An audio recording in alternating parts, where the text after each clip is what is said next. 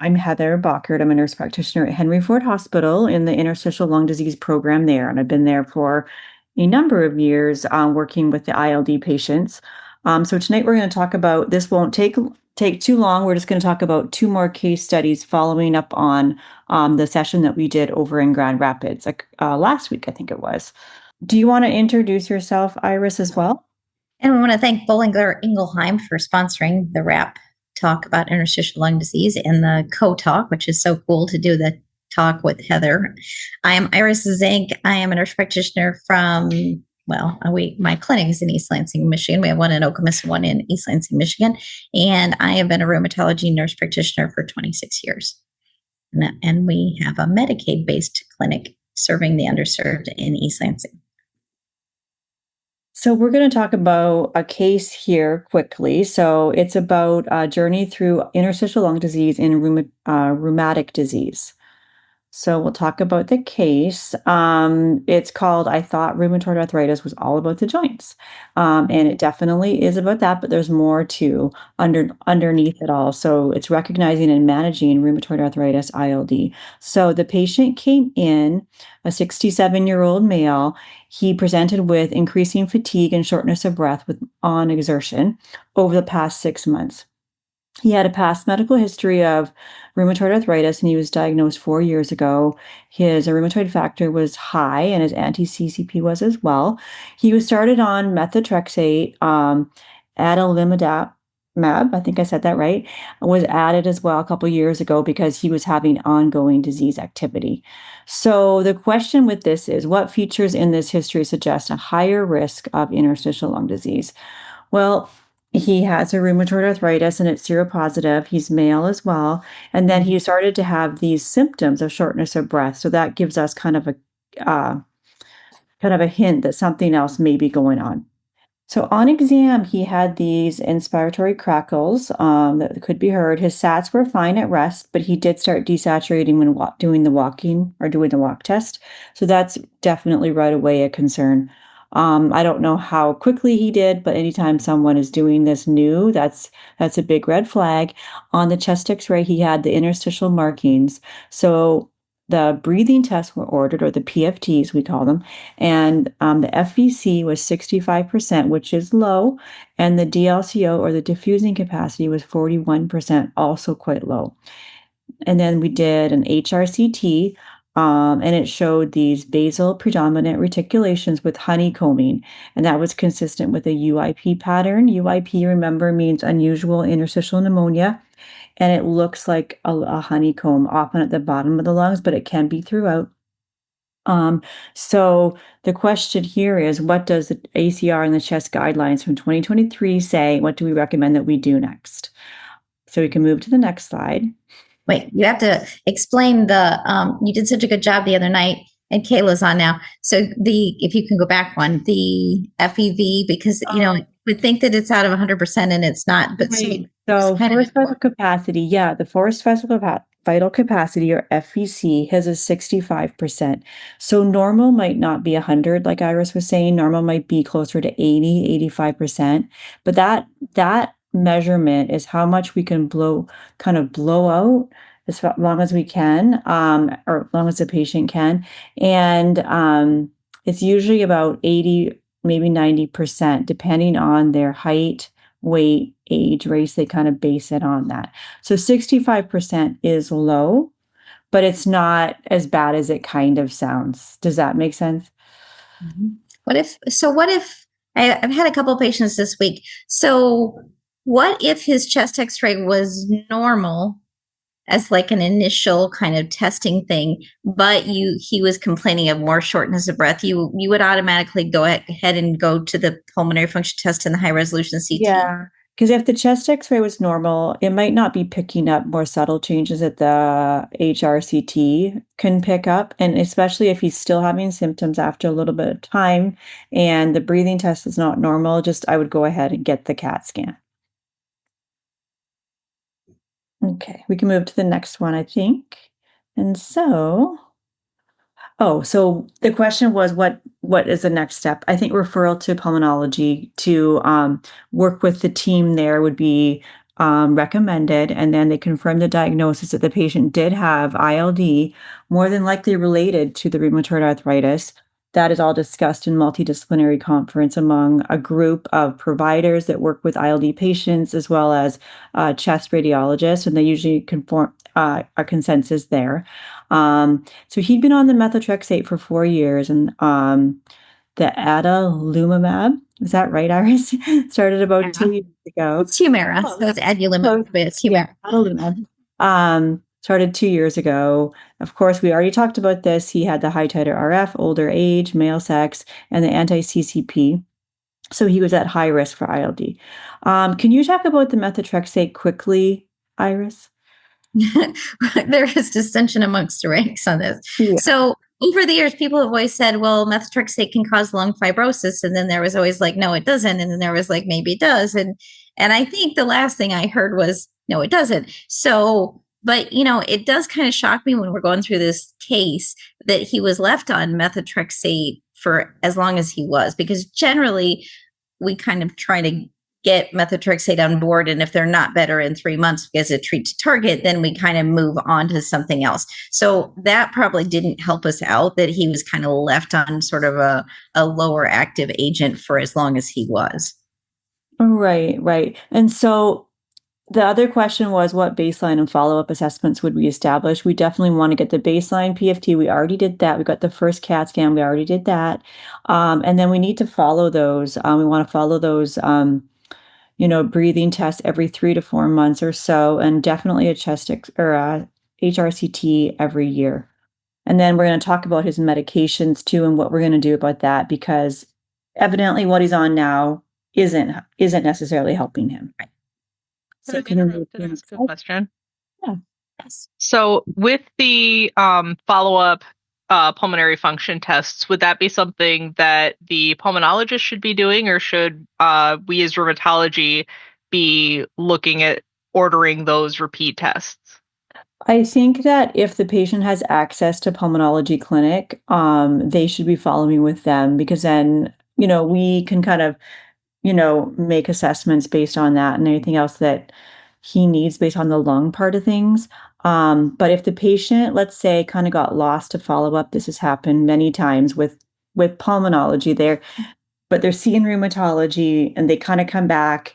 You could, if you want, you could quickly get a breathing test if they couldn't get into pulmonary right away. But normally it would be followed by pulmonology, especially when he has this UIP pattern, he has ILD, he needs to be followed with a lung clinic. Okay, perfect. Thank you. Thanks, Kayla. Okay, so we can move to the next one. So yes, so what is the strategy? What are we going to do? The interstitial lung disease team or the pulmonology team started nintedanib, and that's one of the antifibrotics we talked about last week. So that medication can help slow the scarring down in the lungs. It doesn't take it away. It doesn't necessarily make them feel better, but it slows that scarring down that we know can advance quickly. And then also we switched them to abatacept for the rheumatoid arthritis control. And then they did end up stopping the methotrexate at that time. The other things, of course, making sure he's up to date on all his vaccines, the pneumococcal, flu, COVID, that kind of thing. And then, as we talked about, the monitoring. So the antifibrotics, like I just said, it can help slow that scarring down. So that's the reason why we would start the patient on that. Rheumatoid arthritis has a high incidence of ILD and it can advance quickly. So we certainly want to get them on that if possible. And then Iris, can you answer the question about the biologics?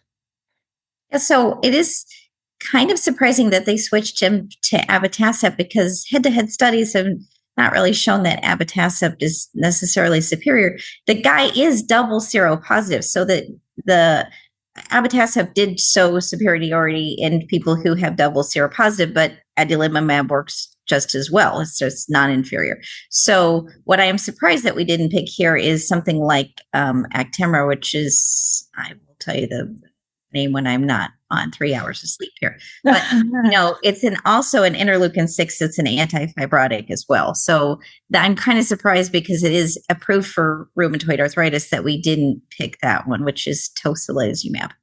just a summary about that case. So high risk rheumatoid arthritis need proactive ILD screening, definitely. The HRCT, the DLCO, which is part of the breathing test, play critical roles to identify early. And that UIP pattern, remember, that's the that kind of honeycombing pattern that can be seen on the CT, carries a poor prognosis. So if we get them on the antifibrotic medications, that can slow the decline of that. And we definitely need to collaborate with our rheumatology friends with that shared decision making, and we do that all the time. I think there's another case. Do you want to talk about it, Iris? Sure, I'll start. Case number 2, it's getting harder to breathe, progressive interstitial lung disease and systemic sclerosis. So we've got a patient, her name's DA. She is a 56-year-old Caucasian woman whose chief complaint is worsening dyspnea over the last 6 months with a dry cough, which is a red flag. Known diagnosis of diffuse cutaneous systemic sclerosis for the last 2 years. So you can go to the next slide. How we know that she has systemic sclerosis is because on the AVISE connective tissue disease panel or the ANA, DNA, ENA panel, she would have had a positive SCL70. And that is the systemic sclerosis is the one that causes skin thickening proximal to the elbows with Raynaud's phenomenon and also GERD. And she has a huge risk of developing interstitial lung disease, but she also has another risk of, because of systemic sclerosis, of pulmonary hypertension. So these patients need both kinds of screening, both for heart and for lung screening. So at baseline, we always do a pulmonary function test. We always get a chest X-ray on these patients. We do send them to pulmonary as quickly as we can, but we also do an echocardiogram in these patients just to see if they have any evidence of pulmonary hypertension too. So because of the worsening dyspnea over the last 6 months, and she's desatting on exertion, we did the pulmonary function test, and her forced vital capacity, or FVC, was 71% out of an expected 80% for this lady.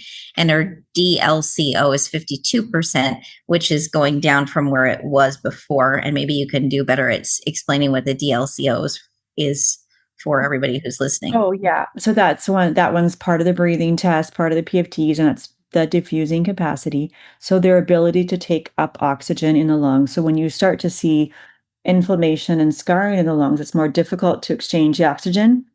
And so that number starts going down and down. And also it can be seen in going lower too in pulmonary hypertension.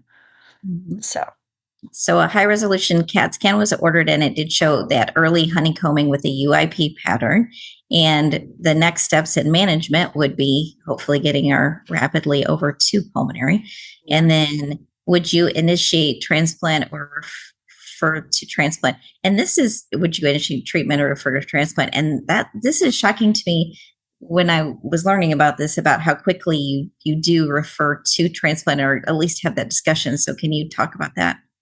So just usually if the patient is getting close to needing oxygen is when we refer them to transplant. But if someone is getting worse quickly, we can start talking about it for sure. And if patients have a lot of honeycombing, a lot of scarring in the lungs, we certainly would mention like that to them. Now, they're not going to be listed yet if they were to go and see transplant, of course, if they're not needing oxygen yet, but they would be keeping a close eye on them. Mhm. And it's kind of scary. So Yeah. I kind of, bring it up. If someone's not needing oxygen and they just have lung disease getting worse, I just maybe bring it up, talk to them, let them know that that's something that is a possibility, down the road, I would say. And then we go from kind of there. You don't want to take all of their hope away, right? Right, right. And so treatment that we could certainly initiate, it's systemic sclerosis is a real rough one because there is some data for treatment, but their treatments that we have in rheumatology have traditionally not been very great. You can use methotrexate, you can use MMF or myclophenolate.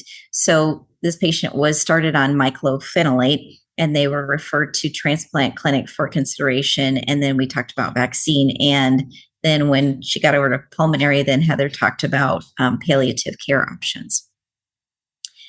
And what role do non-pharmacological interventions play here? I love how you talked about pulmonary rehab. So can you speak to that? That was awesome. Yeah, I was going to talk about pulmonary rehab. because it's a program that we can refer patients to, and they go a couple times a week, even if they're on oxygen.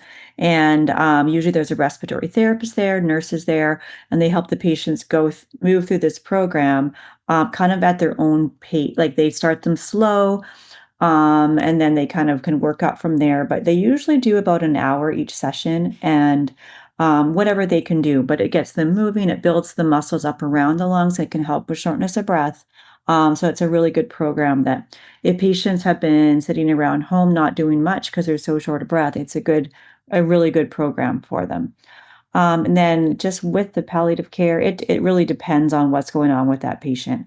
I don't know about this particular one, but if someone is, needing a lot of oxygen or not a transplant candidate, that kind of thing, perhaps that would be something to introduce at that point. I think the pulmonary rehab is probably really good because they probably meet other people who are in similar situations too. They do. Usually they love it. Usually they absolutely love it. It's a little bit hard right with the weather right now for a lot of folks. But usually once they get there, they really find it helpful. And then once they're done the initial program, which is several months, then they can do usually a maintenance program where they can kind of go on their own time, and they're not needing quite as much attention, but they're still there and they can still get their oxygen levels checked and all of that kind of thing. And they kind of work at their own pace. There's usually a cost for that, a small cost, but usually people really like that as well. And then for monitoring and adjusting therapy, I was just going to briefly touch on that. So being on the mycophenolate or other medications, they usually need their blood work checked every, maybe month in the very beginning, but maybe every 3 months after that, depending on how well they're doing. And then adjusting therapy, I guess usually Iris, for interstitial lung disease, 2 to 3 years of stability, and then we can start to wean down depending on how they're doing. Right. And you would probably, once this patient got over to pulmonary, you would also have that conversations about the antifibrotics too, right? Oh, absolutely, yes. It would be introduced fairly early, especially in a patient with systemic sclerosis as well. And we already noticed that she had the UIP pattern, so she would more than likely be a candidate for that medication as well. So recognizing the high risk ILD and diffuse systemic sclerosis, but it can be in any disease for sure. Any of my autoimmune diseases like Sjogren's or rheumatoid arthritis, we see it in all of those diseases. And then importance of recognizing the progressive fibrosing interstitial lung disease and initiating immunomodulator therapy and timing the antifibrotic therapy. Again, this is the crosstalk between rheumatology and pulmonary, and just making sure that everybody's communicating and getting to where they're supposed to be. And then timing of the referral for transplant and the use of antifibrotics. And I love Heather the other day, she said that tissue is time. So if you wait too long, you've lost the tissue forever. So it's the faster you can get the patients on therapy and in for evaluations, really important. That's so true because, and I'm sure you've seen this too, but you sometimes get patients who come to you and they're so far advanced in their disease. You look at the CT for the first time and the entire thing is, scar. And at that point, likely the antifibrotic isn't going to do much, because it's already advanced through the whole lung. So we want to see them early, even if they don't feel that bad, if they, even if they feel okay. And a lot of patients, they do say they're okay. They don't notice their, change in symptoms till they're a little bit more advanced. So we would prefer. I saw a patient today that another provider usually sees, and I saw this lady and I listened to her lungs and there's like crackle, crackle, crackle, crackle, crackle. And she's obese and she's had rheumatoid arthritis for a while. And she told me that she said, I've had to change my family history. My mother was recently diagnosed with antisynthetase syndrome. And I went, and I said, are you short of breath? And she said, no. And I said, And I said, can you carry laundry up the stairs? And she's like, well, no, because the basket is too wide, but I can carry books up the stairs. And I went, yeah, we're going to do some testing on you. So it just, you have to lower your threshold of what the patient's saying and what you're concerned about.